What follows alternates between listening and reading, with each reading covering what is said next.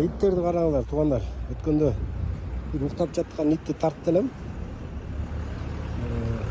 Мага ой келген да, ооруп атабы, оорукчанбы деп. Бирок башка иттер дагы мынакей уктап атат караңыздар. Тротуарда. Таласта. Жетиген районунда. Талас аренанын жанында. Даун плюс кафенин алдында. Укташып атат, жыргап көлөкөлөп.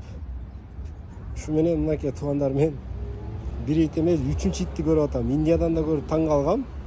Бир ит эмес, канча ит көрүп мен таң калгам депчи. Мына караңыздар. Бул элибиздин оңолуп атканын белгиси.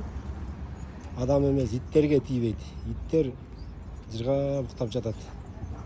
Башка областтан көрүп аткандар, силерде да ушундайбы же таластын эле ушунчалык жумшарып тийбей калганбы иттерге? Мынакей тынч уктап жатат. Мени эч ким урбайт. Мени эч ким ойготпойт, мага эч ким тийбейт деп иттер ишенген үчүн уктап атат да. Караңыздар. Эмне кайра итти тартып чыгарып атасың деп комментарийге жазбаңыздар. Просто көргөн көзүм ишенбей атат мына. Адамдар кеттеп да койбойт. Тигилер чочуп да койбойт. Не дедиңиздер туугандар? Оюңуздарды комментарийге жазыңыздар.